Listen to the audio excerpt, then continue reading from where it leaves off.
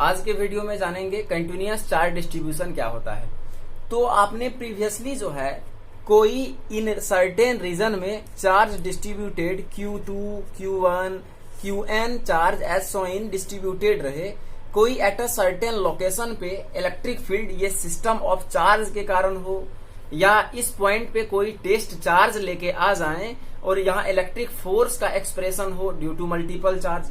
तो ये तमाम क्वांटिटी जो है हम vector law of addition, polygon law of vector addition के हेल्प से करना बहुत आसानी से सीख गए थे।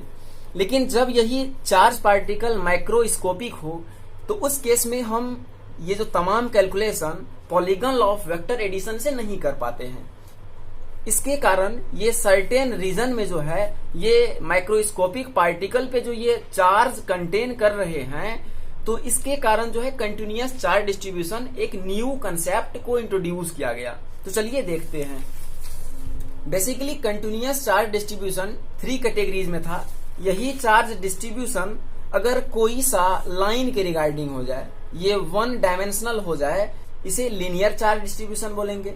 यही अगर कोई सा सरफेस हो जाए, ये जैसा कि आप कोई सा सरफेस, ये फ्लाइट सरफेस, ये आपका कोई सा भी सरफेस हो जाए, तो इस पे अगर चार्ज इसी तरीके से पार्टिकल, माइक्रोस्कोपिक पार्टिकल कंटेन कर रहे होंगे, तो यहाँ पे हम इंट्रोड्यूस करेंगे सरफेस चार्ज डिस्ट्रीब्यूशन। अगर कोई इंटायर वॉल्यूम ये स्फेरिकल हो, तो इस तरीके के जो चार्ज डिस्ट्रीब्यूटेड होंगे वो बेसिकली वॉल्यूमेट्रिक चार्ज डिस्ट्रीब्यूशन होंगे। तो चलिए इन डिटेल इसे पढ़ने वाले हैं। तो यहाँ जैसे कि देख रहे हैं linear charge distribution, charge distributed over the length. इसका कहने का मतलब है चार्ज, कोई सा चार्ज, हम अगर Q की ही बात करें तो ये बेसिकली यहाँ पे हम 1 डायमेंशनल मैनर में जो है वो चार्ज को डिस्ट्रीब्यूट कर दिए हैं। तो हम मान रहे हैं एक रॉड है जिसका की लेंथ हमने एज्यूम किया हुआ है, ये L लेंथ है, इस पे हमने Q चार्ज को इंट्रोड्यूस किया।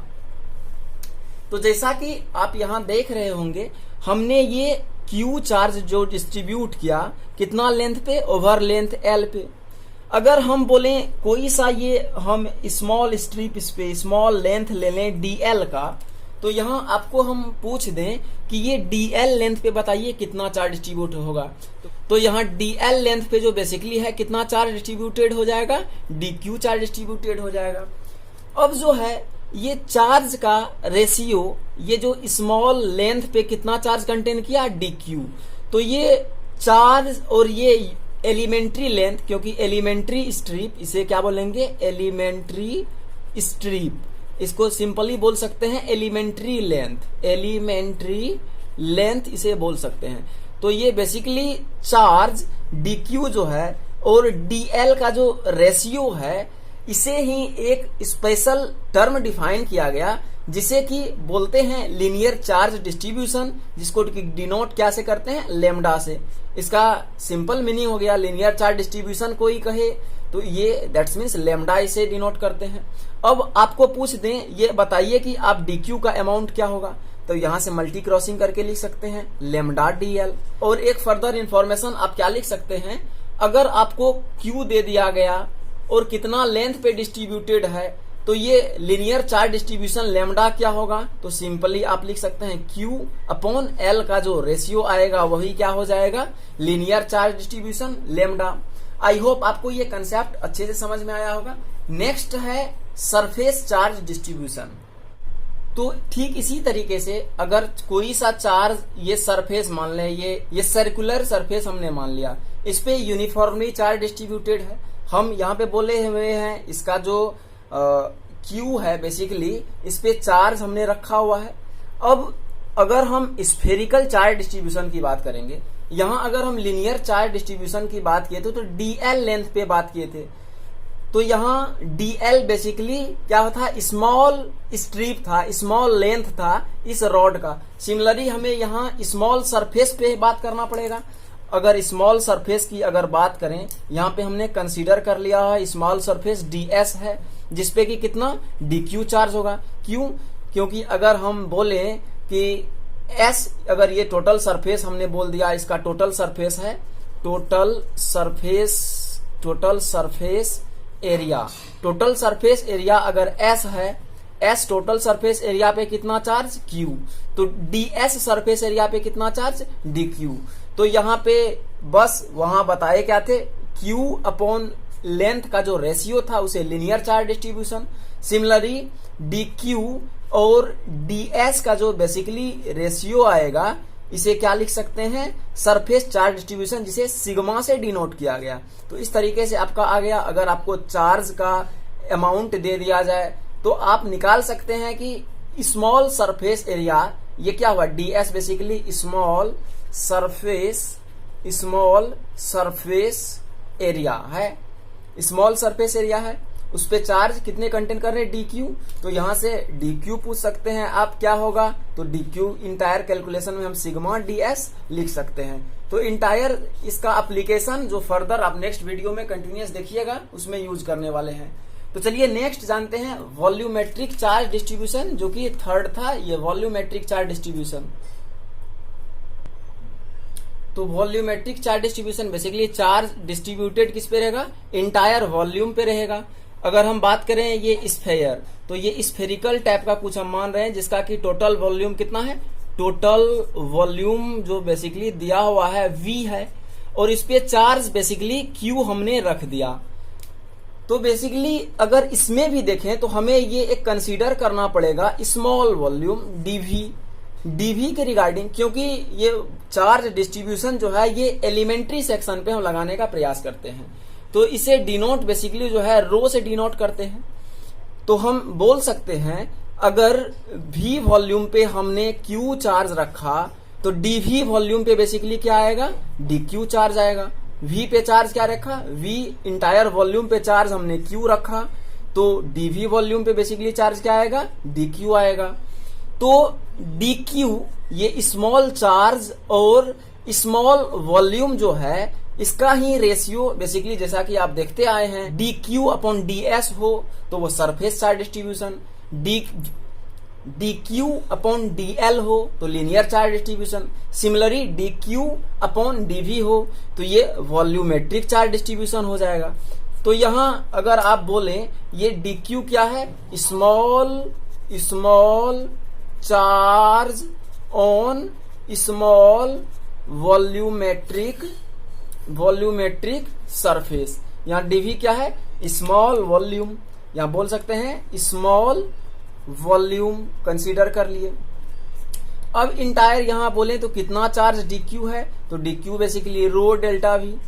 अब ये तमाम चीजें आप जब पढ़ लिए तो ये आपको क्लियर हो गया होगा। अगर हम ये स्मॉल ये अगर समेशन कर दें, स्मॉल स्ट्रिप को मेंशन करके इसका अगर हम समेशन कर दें तो बेसिकली अगर इस पे dq1 आया प्लस dq2 आया डॉटेड dq ये सो ऑन dqn आया, तो ये बेसिकली जो होगा कितना चार्ज हो जाएगा, q टोटल हो जाएगा। अब dq1 dq2 को यहां से क्या लिख सकते हैं, rho delta v1 plus rho delta v2, इसे सिमिलरली लिख सकते हैं।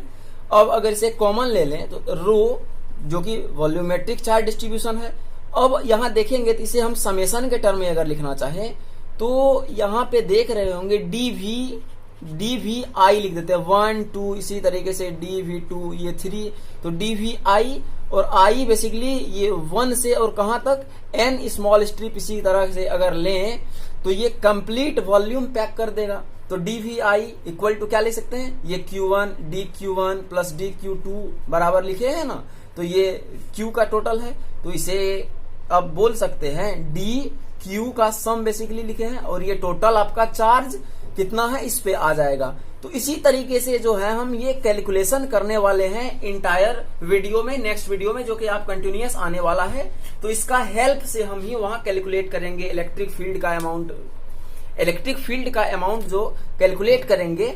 तो अब इसी का हम यूज करने वाले। तो linear charge distribution, surface charge distribution और वॉल्यूमेट्रिक चार्ज डिस्ट्रीब्यूशन जो है इसका जो हम यूनिट क्या लिखें और डायमेंशन क्या लिखें। जैसा कि आप जानते हैं Q is equal to I t होता है, कहां से, तो ओम्स लॉ से हम क्या जानते हैं, I is equal to Q upon T. तो यहां से Q equal to I T, I का बेसिकली होता है एम्पियर और टाइम का सेकेंड होता है।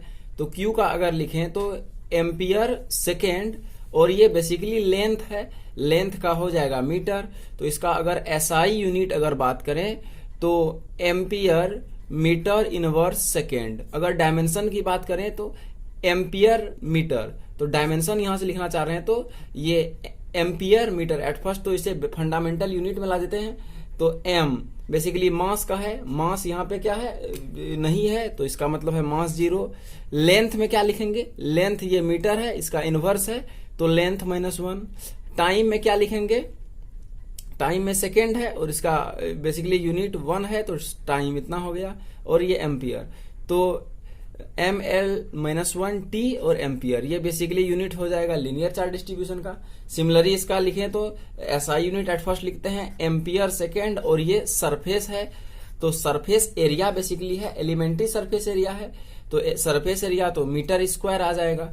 तो इसका एसआई यूनिट अगर लिखें तो एम्पियर मीटर इनवर्स -2 और ये बेसिकली सेकेंड। इसका अगर डायमेंशन लिखें तो लिख सकते हैं m0 L बेसिकली क्या है, L में लेंथ है, लेंथ जो कि मीटर -2 दिया हुआ है। और टाइम में बेसिकली क्या है, इसका एक्सपोनेंट 1 है तो टाइम का 1 है। और उसके बाद जो हो गया एम्पियर, तो ये हो गया बेसिकली सरफेस चार्ज डिस्ट्रीब्यूशन। जो सरफेस चार्ज डेंसिटी होता है उसका सिग्मा का dimension. Similarly volumetric charge distribution, ये जो रो है इसका बेसिकली लिख सकते हैं एसआई यूनिट एट फर्स्ट लिखते हैं एम्पियर सेकेंड और नीचे में वॉल्यूम है तो मीटर क्यूब। तो इसे एसआई यूनिट अगर लिखें तो एम्पियर मीटर -3 और सेकेंड। एसआई यूनिट लिख दिए। अब चलिए यहां से डायमेंशन लिखते हैं तो मास, मास बेसिकली 0 ही होगा क्योंकि इंडिविजुअल टर्म में कोई है नहीं। लेंथ बेसिकली मीटर है, इसके एक्सपोनेंट -3। टाइम में बेसिकली सेकेंड है तो टाइम का 1 दे दिए और ये एम्पियर। तो ये बेसिकली डायमेंशन हो गया किसका, वॉल्यूमेट्रिक चार्ज डिस्ट्रीब्यूशन जो रो है। सिमिलरली ये सिग्मा का डायमेंशन हो गया और ये लीनियर चार्ज डिस्ट्रीब्यूशन लेमडा का डायमेंशन हो गया। आई होप आपको डायमेंशन भी समझ में आया होगा वाले हैं। आई होप आपको ये वीडियो समझ में आया होगा। वीडियो अच्छा लगे तो वीडियो को लाइक करें, ज्यादा से ज्यादा वीडियो को शेयर करें जिससे कि आपका फ्रेंड का भी हेल्प हो सके। Thank you for watching this video.